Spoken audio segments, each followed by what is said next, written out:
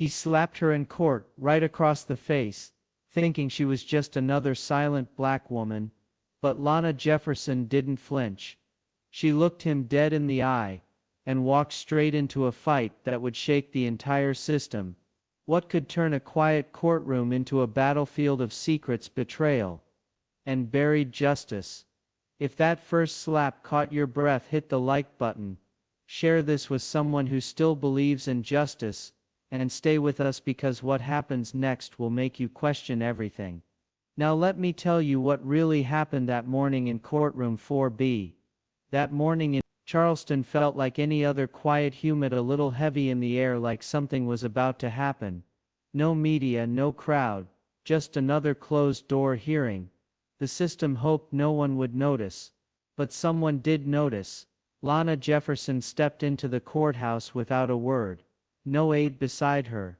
No blazer with a nameplate, just her, a black woman with quiet eyes, a gray jacket, and a pair of shoes that had walked through more than any courtroom would ever understand. She wasn't on any docket. No one had called her here. But she came anyway. Inside, the hearing had already begun. A 15-year-old boy, Micah Reed, sat behind a closed glass panel, cuffed alone. No lawyer, no family, just a name on a file waiting to be forgotten. Across the room, standing tall like he owned the place, was Officer Kessler, whole white, decorated, dangerous. One of those men whose authority had never once been questioned until now. When he saw Lana, something shifted in his posture. His hands stiffened, his eyes narrowed like he'd seen a ghost that remembered too much. And then, without warning, without a single word, he walked across the courtroom floor. Slow, deliberate. You could hear the leather of his boots echo against the tile. He raised his hand and slapped her. The crack echoed through the room like a gunshot, the kind that doesn't hit flesh, just dignity. Lana didn't move, didn't touch her face, didn't blink. She just stood there, steady as stone, and looked at him. A look that didn't scream. A look that didn't beg. A look that said, "You're not the first man who's tried to silence me, and you won't be the last I bring down." The judge said nothing. The prosecutor gripped his folder so hard his knuckles went white. No one spoke. No one moved. And in that silence, something bigger than anger took hold of the room. Everyone knew it. He just slapped the wrong woman. And from that moment on, this wasn't just about a slap. It was about a system that had gone untouched for too long. And the woman who just looked it in the eye and didn't flinch. Lana didn't move. Even after the slap, after the air shifted in the room, forgot how to breathe. She just stood there. But inside her, something broke open. Across the courtroom, through the small fingerprint-smeared window in the holding room, sat a boy. Maybe 15, slumped shoulders, eyes dull like no one had looked into them with kindness for a long time. His name was Micah Bell. And in that moment, Lana wasn't in that courtroom anymore. She was back in a hospital hallway 15 years ago. Her mother shaking her knees, gone numb, the world ringing in her ears as a nurse whispered, "We did everything we could." Marcus, 17 years old, smart, sweet, quiet in a way that made people overlook him until the day they didn't. He had been walking home from his after-school job holding nothing but a sandwich wrapped in foil. They said he matched the description, that he was uncooperative, that there was a scuffle. They said it like those words made it okay for his ribs to be broken, for his brain to swell, for him to slip away before Lana could even say goodbye. The report was clean. Too clean. And when she tried to fight, when she screamed in court, demanded footage, filed complaints, they told her she was too emotional, that justice had been served. And just like that, the door closed. Lana had been a civil rights attorney back then, sharp, rising fast. People said she had promise. But after Marcus, she stopped believing in promise or in systems or in fair fights. She left the law behind, let her license expire, packed up her office and never looked back. What do you do when the law you swore to uphold kills your brother and hands you a form letter for comfort? You learn to live quietly. You learn to carry grief in your teeth like a coin. But now today, Lana looked at Meisel and saw Marcus all over again. The way he sat like no one would come for him. The way the room treated him like paperwork instead of a child, and something inside her said no more. She hadn't come to this courthouse to speak. She hadn't planned to intervene. But after the slap, after the way Hole looked at her like she was trespassing on a world he thought he owned, she realized silence was no longer protection, silence was surrender. And she'd done enough of that for one lifetime. Mabel didn't know her. He didn't know Marcus. But she knew what it looked like when the system tried to erase someone before they ever got the chance to exist. And this time she wasn't walking away. This time she was staying. They buried her brother with polite words and sealed files. They won't do the same to this boy. Not while she's still standing. Lena didn't storm out of the courtroom that day. She walked slowly, silently, like someone carrying something far heavier than herself. Back in her short-term rental she sat alone, eyes fixed on the file.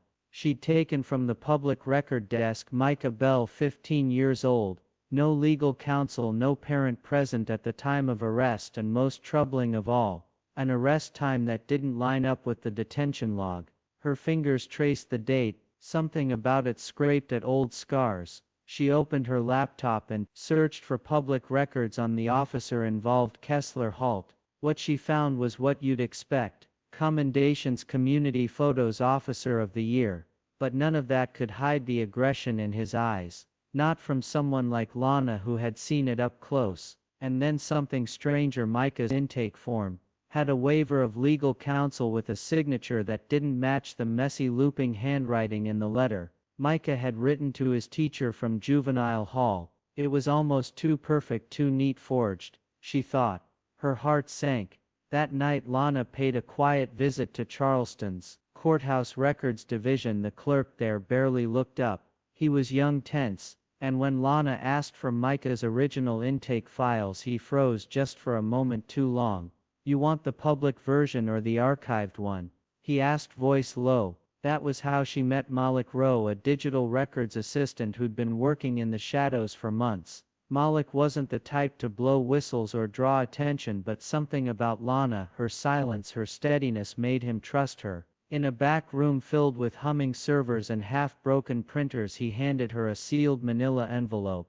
"Keep it safe," he said. "And don't call me unless you're ready to see how deep this goes." Inside were scanned reports that had been scrubbed from the public system, logs with conflicting timestamps, reports labeled internal handling, and a copy of a complaint filed against Officer Hole 3 years prior, quietly dismissed. But the most damning was a short reference buried in an internal memo: RRU response team handling Zone 9. A youth contact. Malik had circled it in red pen. Lana blinked. RU, Rapid Response Unit. He said they're not officially listed anywhere. Not on the org chart, not in the city budget, but every time something shady happens, some kid detained off the books, some evidence misplaced, they're somewhere in the background. Lana exhaled slowly. This was no longer just about a slap. It was a pattern, a machine. Kessler Halt wasn't acting alone. There was something bigger, coordinated, protected, and designed to stay invisible. And now she had the first thread in her hand, but pulling it meant risking everything again. As Lana stepped back out into the Charleston night, the air felt heavier, not just with what she'd discovered, but with what she knew she couldn't ignore anymore. The silence she'd once chosen wasn't safe. It had only allowed others to keep writing the rules and shadows. This time she would be the one pulling things into the light. The night was quiet, but Lana's mind wasn't. She sat cross-legged on the floor, surrounded by old cardboard boxes she hadn't opened in years, boxes she swore she'd never open again. But this time she wasn't chasing memories, she was chasing patterns. She pulled out a faded police report from the top of the stack. Marcus Jefferson, her younger brother, killed at a gas station, age 17, altercation with police during a suspected robbery. The report had claimed no bodycam footage, no independent witnesses, just a short paragraph that closed the door on a boy's entire life. But tonight something in the language jumped out at her, something she'd never paid attention to before. Site processed and cleared by external investigator C. Holston. Her fingers froze. Holston, Clyde Holston, the same man now quietly advising the prosecution at Micah Bell's case. The same man whose name appeared in the confidential memos. Malik had given her guiding operations behind the curtain. Lana's breath caught in her throat. 15 years ago, Holston had been the one to sanitize the crime scene after Marcus was killed. Back then she hadn't questioned it. She was a fresh law student still clinging to the belief that the system, though flawed, could be fixed from the inside. That belief had died the same day Marcus did. And now Holston was back, still cleaning up messes, still hiding blood behind clean paperwork. She pressed the two reports side by side. Marcus and Micah, different years, different victims, different towns, but the footprints were the same, identical. Phrasing same, delay in evidence submission, same vague justification for use of force. It wasn't a coincidence. She turned back to the rapid response memo from Malik Berry. Near the bottom was a small bullet point. Rue oversight initially established under advisor C. Holston. Her stomach turned. This wasn't about rogue officers. It wasn't about heat of the moment mistakes. This was designed, engineered, a ghost network that preyed on silence and cleaned up after itself, and Holston had been doing it long enough to become a master of eraser. The room seemed to shrink around her. She could still see Marcus's smile, the way he used to dance in the kitchen while burning toast, his cheap headphones blasting music no one else could hear. His joy had been loud, but his justice had been buried in quiet. Lana clenched her jaw. Micah was just another Marcus, another brown boy made invisible. And Holston, he'd never left the scene. He just kept changing names, uniforms, and zip codes. She stood up, gripping both reports tight. The past wasn't behind her anymore. It had caught up, and now it stood face to face with her, daring her to look away again. But this time Lana didn't look away. This time she was ready to make it pay. Lana didn't call ahead. She walked straight into the glass lobby of the district oversight building like she belonged there.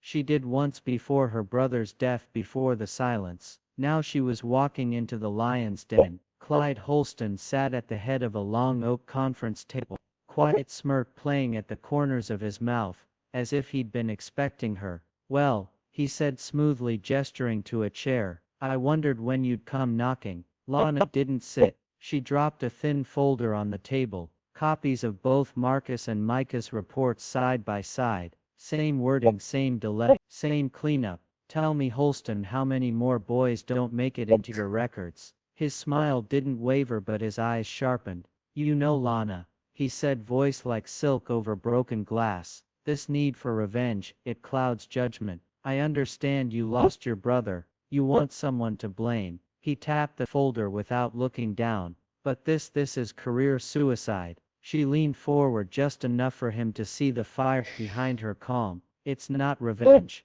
It's truth. And the thing about truth, it doesn't go away just because you ignore it." His fingers stippled. "You think the world is waiting to believe you. That media storm last night, your little speech in the Micah Bell hearing, it's already being recast. Disgraced former attorney returns to harass investigators linked to her brother's case." He mimed quotation marks. "They're calling it a personal vendetta, not an investigation." She didn't flinch. Outside the building the sky had turned gray. Inside it felt colder. Later that day as Lana walked back to her Yao, the park, and she felt it. The tail unmarked car, same one from the night before, parked a little too neatly across the street, engine still warm. When she glanced at her phone it buzzed before she touched it. A new headline had just dropped. "Former prosecutor spirals into conspiracy delusion over dead brother." There it was, the smear timed to perfection.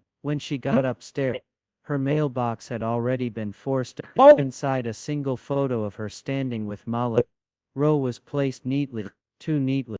No words, just a warning. 10 minutes later, Malik called Lana. "I can't do this." His voice was low, tight, like someone watching every door. "They know I gave you the files. My brother works for a government contractor. I can't drag him into this. They're going to ruin my life, my family." She tried to calm him, tried to reason, but his fear was louder. "They have everything. My job history, my emails. They sent my mom a link to an article I wrote in college about police surveillance, like it's proof I'm some kind of radical. I don't even remember writing." Silence crackled on the line. Then he whispered, "Want you to stop, Lana. They don't care how." She stared out her window. That same unmarked car was still there. Engine humming.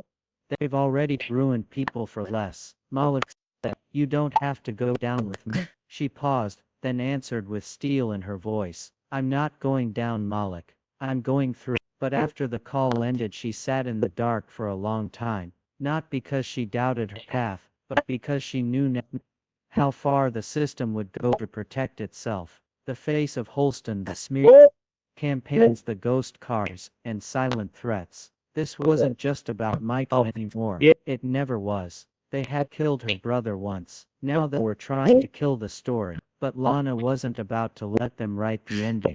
The room was silent, except for the soft hum of the cooling fan on Malik's encrypted laptop. His hands hovered above the keys, hesitant. Across the table, Lana sat still, watching the lines deepen in his forehead. "You sure you're ready for this?" he asked. She didn't blink, just hit play. A click, then static. Then voices, growly, calculated. Kessler's voice, low and annoyed. "Too much attention on this bell, kid. I told you keep it clean." Holston called. "As it's manageable. We've erased worse." Marcus Jefferson's file didn't even make it through clean. Then a third voice. "Granger, Deputy Director of Cromlights. We'll scrub everything. By end of week.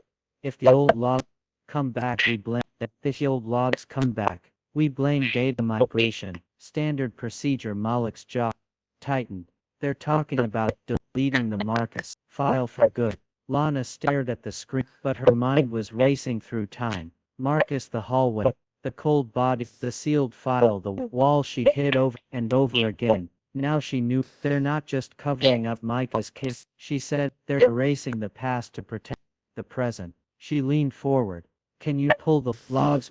Mullen nodded. "Already." Lines of scrolled like falling rain. Hidden folder blinked to life. Flagged incidents. Jefferson classified. Internal illness was predicted. Reports. GPS logs showed patrol cars rerouted that night. Her brother had never made it to the station. He died in the act. They all knew. She pressed her hand to her chest. "I was right. All these years I was crazy." But before she could exhale, an alert popped up. "Unauthorized access detected. Session locked." The screen froze, jerking his hands back. Within seconds the screen went black. The files, they were vanishing in real time. A new message flashed. "Admin override, session terminated. Device location logged." They had been seen. Mullet jumped up. "They're tracing the IP. They'll be here in minutes. We need to move." He grabbed a flash drive from the port. Barely half of the data saved and shoved it into Lana's hand. "It's not all of it, but it's enough to prove intent." The power cut, not just a flicker, a full blackout. The kind you don't come back from without a generator. "No time," he muttered. "Back exit. Go." They raced through the dim hallway of the storage facility, hearts pounding louder than their footsteps. Somewhere outside an engine roared. Light scanned the alley behind them. Lana pressed herself against the wall, clutching the flash drive like it was oxygen. She whispered, "Why are they moving this fast?" Mom looked at her. "Because they know this isn't about Marcus or Micah, and it's about them." Holston Kessler grinned. "If this comes out," a voice echoed through the lock, distorted through a megaphone. "Step out with your hands up. We know you're inside." They didn't move because for the first time Lana wasn't afraid of being for, for the first time Lana was ashamed of being hunted. She had something worth running toward. Lana sat alone in the back booth of a shuttered diner, the kind that smelled like burnt coffee and old vinyl. Her phone vibrated once in her coat pocket. She pulled it out slowly, half expecting it to be a warning, maybe another threat. It wasn't just a message from Malik.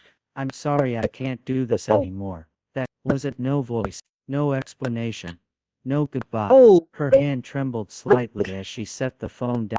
For a long while she stared out the fogged-up window, watching cars drift by like ghosts. She trusted him, and now she didn't even know if he was safe or if he'd been turned. That night her world cracked wider, Breaking news alerts splashed across the television above the counter. Lana Jeff, former attorney under investigation for illegal accessing federal data systems linked to sealed law enforcement files. They called her a rogue actor, a disgraced former lawyer with a personal vendetta. Smear campaign, fast, brutal, and effective. The very media outlets that had ignored Marcus Jefferson's case now ran with headlines accusing his sister of corruption. They showed grainy photos of her entering Malek's office, described her as unstable, unhinged. By morning her name was trending for all the wrong reasons. Her inbox flooded with silence. No reply from her old colleagues. No statements from civil rights groups, even those who had whispered support. Just days before, now vanished into the shadows. She called one old contact voicemail. Another, "I'm sorry, Lana. I can't be involved in this." That afternoon she walked into the emergency judicial hearing, head held high.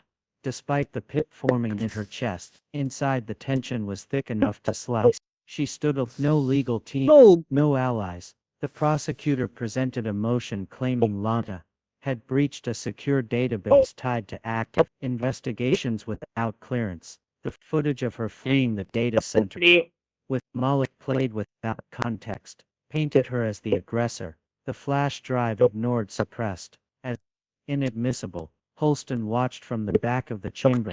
He didn't smile. He didn't need to. They were painting her as a criminal. And the worst part, it was working. That night back in her apartment, Lana stared at the cracked ceiling and whispered, "Maybe they've already won." For the first time since this began, the fire in her chest flickered. Because even warriors have a breaking point. And tonight she stood on that of hers. The hearing room had never felt so cold. Lana sat still, her hands folded, her face unreadable. The panel of reviewers, 3 men in charcoal suits, 1 woman in gray, exchanged looks. The verdict was moments away. The narrative that had turned against her media headline screamed. Rogue former attorney hacks into state records. Her name had become synonymous with obsession with personal vendetta. And even worse, the name Marcus Jefferson had all but vanished again. Holston sat at the back, expression, calm, fingers loosely intertwined. Kessler leaned against the wall, arms folded. He looked like he'd already won. Lana's eyes scanned the room last time. No sign of Mal. He was gone. The lead reviewer cleared his throat. Given the evidence submitted, suddenly the door burst open. Heads turned. There he was. Malek, robed, disheveled, sweat, but holding a flash drive in his hand. Like it weighed 1,000. Elable. I have no. He said, voice shaking but clear. Unedited. Untouched. And you're all going to want to hear this. Gasps broke the silence. Lana didn't move, but her fingers trembled. The flash drive was inserted. The room dimmed. The screen lit up. Audio recording. Unmistakable voices. "We buried the Jefferson file. We buried her. Marcus Mike. Doesn't matter. People forget." It was Holston speaking. Then Kessler chimed in. "Rapid response will clear the system. No one will know. No trace, no liability." And finally a third voice, Councilman Granger. "Keep Lana out of the picture, or make her the picture." Room froze, not just because of what they heard, but who was saying. Holston's face had drained of color. Kessler shifted, jaw clenched. Lana finally turned her head, locking eyes with Holston. That same look from the courthouse weeks ago, deep, defiant, and unflinching. But this time he blinked. One of the panelists leaned forward. "Can this be verified?" Malek nodded. "It's from the system's internal logs. Timestamp, signed it, even backup redundancy. Can't erase this." Lana stood slowly. 15 years ago, you cleaned the blood of my brother from the floor of a cold alley. And now you try to erase another boy's life the same way. But not this time. Not again. The room erupted. Cameras flashed. Reporters swarmed. Security rushed in. But not for Lana. Holston was taken aside. Kessler was placed under administrative review on the spot. Granger gone vanished before the end of the recording. As the room emptied in the chaos faded. Lana remained quiet. Still Micah now and looked at her eyes, wide tearful. She nodded just once. The look on his face said what words couldn't. Thank you. Outside a journalist chased after Molly. Why now? Why come back? He glanced at Lana, across the hallway. Because she didn't give up on justice, so I couldn't give up on her.